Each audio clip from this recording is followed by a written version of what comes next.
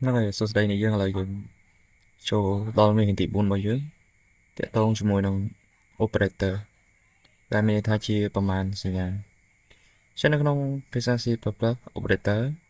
គឺជានិមិត្តសញ្ញាមួយដែលយើងត្រូវបានប្រើប្រាស់ដើម្បីអនុវត្តការគណនាក៏ដូចជាដំណើរការតក្កវិទ្យា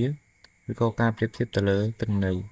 variable ហើយនិង value អញ្ចឹង variable នេះគឺជាអត្ថេរហើយនិង value នេះគឺជាតម្លៃចឹងមកវាត្រូវបានបែងចែកជាច្រើនប្រភេទដូចជាទី1ប្រមាណវិធីគណិតវិទ្យាចឹងប្រមាណវិធីគណិតវិទ្យាយើងដឹងហើយគឺដូចជាមានបូកដកគុណចែកហើយសញ្ញាភាគរយនេះគឺចែករកសំណល់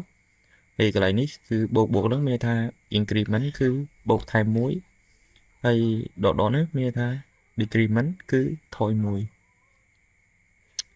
អូខេអញ្ចឹងឥឡូវចូលដល់ចំណុចទី2តើតើជាមួយនឹងប្រមាណវិធីសញ្ញាផ្ដោតតម្លៃដែលគេហៅថា assign operator ចឹងនិមិត្តសញ្ញានៃ assign operator គឺអានេះគឺបូកស្មើចឹងសញ្ញាស្មើនេះយើងដឹងហើយមួយទៀតគឺបូកស្មើចឹងមានថា x ស្មើនឹង x បូក3អញ្ចឹងមានថា x គឺបូកជាមួយនឹង3អញ្ចឹងឧទាហរណ៍បើសិនជា x ស្មើ5អញ្ចឹងអានេះគឺបូកនឹង3ទៀតលទ្ធផលគឺស្មើ13ដោយសារថា x 5ហើយយើងបូកថែមមួយ5ទៀតអញ្ចឹងវាស្មើនឹង10បូកនឹង3គឺស្មើ13អញ្ចឹងកន្លែងនេះគឺដកស្មើគឺដូចគ្នាទេហើយគុណស្មើក៏ដូចគ្នាដែរហើយកន្លែងនេះគឺចែកស្មើដូចគ្នាដែរអញ្ចឹងតើតើជាមួយនឹងនិមិត្តសញ្ញាក៏ដូចជា assign operator នេះយើងដឹងហើយដោយសារយើងធ្លាប់រៀនគណិតវិទ្យាកន្លងមកអញ្ចឹងយើងបាច់ចាំខ្ញុំអត់បាច់ចាំបញ្យល់កន្លែងលម្អិតអីទៀតទេអញ្ចឹងមួយទៀតគឺប្រមាណសញ្ញាប្រៀបធៀបអញ្ចឹងស្មើនេះគឺមានន័យថាវាស្មើគ្នាចឹងបើសិននៅក្នុងភាសាកូដគឺយើងត្រូវប្រើសញ្ញាស្មើពីរដងដែលយើងចង់ប្រៀបធៀបតម្លៃណាមួយដែលវាស្មើគ្នាអញ្ចឹងយើងត្រូវប្រើសញ្ញាស្មើពីរដងហើយយើងប្រើសញ្ញាឧទានហើយនិងសញ្ញាស្មើនេះសញ្ញាឧទាននេះមានន័យថាមិនវាដូចជាសញ្ញាបដិសេធដែរអញ្ចឹងសញ្ញាឧទានហើយនិងសញ្ញាស្មើនេះគឺមានន័យថាមិនស្មើហើយសញ្ញានេះគឺសញ្ញាធំជាងហើយសញ្ញានេះគឺសញ្ញាតូចជាងហើយកន្លែងនេះគឺធំជាងឬស្មើហើយកន្លែងនេះតូចជាងឬស្មើចំណុចទី4តើតជាមួយនឹងប្រមាណសញ្ញាតក្កវិទ្យាដែលគេហៅថា logical operator ចឹងកន្លែងនេះគឺយើងប្រើដើម្បីផ្សំទេប៉ុន្តែយើងផ្សំឬក៏យើងបដិសេធលក្ខខណ្ឌបែបតក្កវិទ្យាចឹងយើងប្រើសញ្ញានឹងនេះពីរដងគឺមានន័យថា logical add ហ្នឹងមានន័យថាយើងចង់ប្រៀបធៀបលេខណាមួយអញ្ចឹងlogical add នេះគឺជា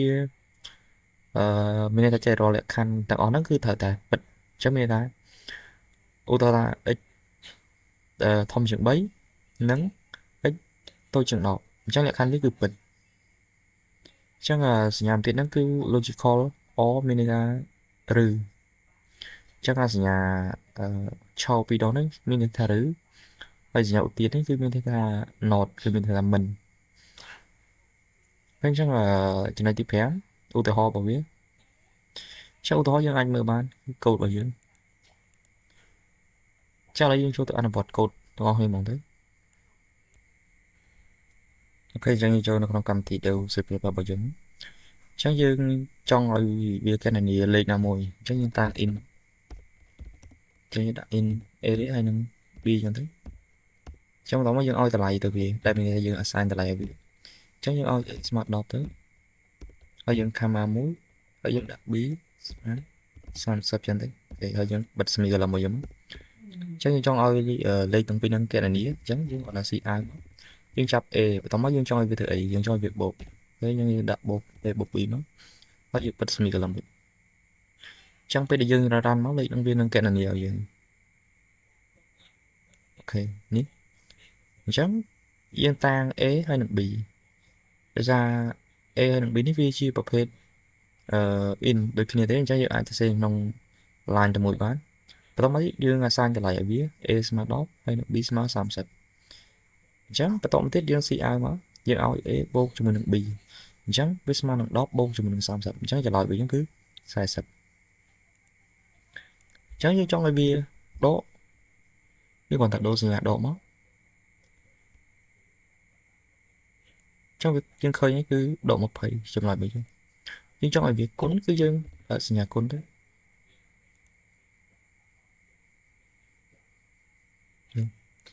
chẳng cứ biết mà vì admin error tí thì sao ta dương là sang trở lại ở việc hết cứ dương ở việc cái là niệm mà chẳng lý cứ chưa ca pra pra này operator nó nông cột bây giờ thế chắc là lời dương nhưng trong cái code nâng việc cái này ní đâu xa đâu dương trong cho tên này bị keyboard chắc như là nhưng đã in ít mười máu top máu y cái mình tính thì dương bật mình là máu chắc như trong ok cho bị keyboard chắc như CI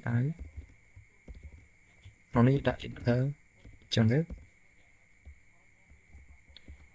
chắc như trong cái cho tờ lại bị keyboard top máu dương xin ní ít nữa tom tiết dương CI y cái nó nhưng nó ní đã in thơ y cái ok tom tiết dương ok CI này y cái châu thôi tom tiết dương CI nó hay nếu nó ní dương đã nó hết bốn chục mùi nữa bốn chục mùi y cái chắc là những việc bằng hai ra lại x bốn chục mùi nó lại y cái tôi mà thiết dương chấp lại bao giờ mất nhưng chấp lại x bốn chục mùi cái thế tổng thiết dương để lại ok chắc đấy tại tôi chục mùi cái này ní cứ lại bao giờ cứ tôi như thế chấm cứ dương thử cho khi bọn làm bây oi làm lại nó việc cái này nè lớn dương rằng về nhớ cái oi inter đồng lại này chắc như đã x đo mất hay như đã y sam sắp tới chắc đấy trong lại với cứ sai sập x vô trong y cứ sai sập x cứ đóp y cứ sam sập chắc đấy cái ca input data trên keyboard là bây giờ code vào dương kẹt này nè ok chắc như là nhóm mình là phần năng thế cứ lấy nào conนี้อาจจะแต่อันบอดบ้าน